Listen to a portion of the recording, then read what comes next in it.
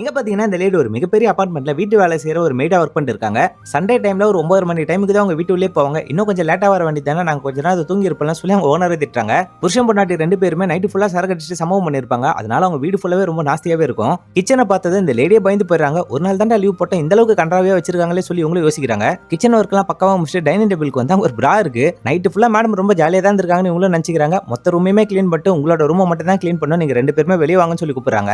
Room மொத்தத்தையும் பக்காவா clean பண்றாங்க. குப்பையை எடுத்துட்டு போய் டஸ்ட்பின்ல கொட்டினா அது உள்ள ஒரு சென்ட் பாட்டில் பாக்குறாங்க. அந்த பாட்டிலே ஒரு காலியான சென்ட் பாட்டில் தான். ஆனா அதை பார்த்ததுமே இவங்க ரொம்ப சந்தோஷமாகறாங்க. இதை எடுத்துட்டு போயிட்டு நானும் பூசிக்கிட்டேன், என்னோட ஹஸ்பண்டுக்கு இது ரொம்ப பிடிக்கலன்னு சொல்லி யோசிக்கிறாங்க. அந்த காலி பாட்டில இவங்களோட சாரியிலே மறைச்சிக்கிறாங்க. வீட்டுல இருக்க எல்லா வேலையுமே முடிச்சுட்டு அங்கிருந்து கிளம்பிடுறாங்க. சென்ட்டை போட்டு ஹஸ்பண்ட மயக்கி நீங்க நைட்டு ஃபுல்லா நம்ம ஜாலியா இருக்க போறோம்னு சொல்லி இவங்க ரொம்ப எக்ஸைட்மெண்டா வீட்டுக்கு வராங்க. அவங்க ஹஸ்பண்டுக்கு பிடிச்ச மாதிரி சப்பாத்தி எல்லாம் செய்றாங்க.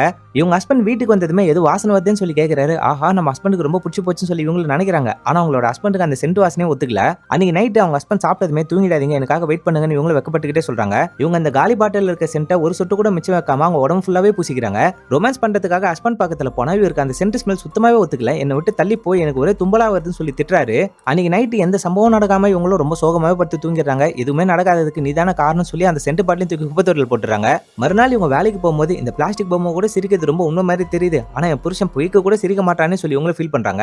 நாங்க ரெண்டு பேருமே ரொம்ப கஷ்டப்படுற வேலையை தான் சேரும், அதனால உடம்பு ஃபுல்லா வேத்து போயிட்டு ஸ்மெல்லும் வர ஆரம்பிக்குது. இந்த ஒரு நாளாச்சும் பணக்காரங்க யூஸ் பண்ற மாதிரி அந்த சென்ட் எல்லாம் யூஸ் பண்ண என் புருஷனுக்கு பிடிக்குமே சொல்லி பார்த்தேன். ஆனா அது அவருக்கு சுத்தமா செட் ஆகலன்ற விஷயமே நேத்து தான் தெரிஞ்சுக்கிட்டேன். இதுக்கப்புறமேட்டு நம்மளுக்கு பூ தான் பெஸ்ட்னு சொல்லி பூவும் வைக்கிறாங்க. அவங்க ஹஸ்பண்ட் இதை பார்த்ததுமே ரொம்ப சந்தோஷமாயிட்டு கதவையும் சாத்துறாரு. அப்படின்னு படத்தையும் முடிக்கிறாங்க.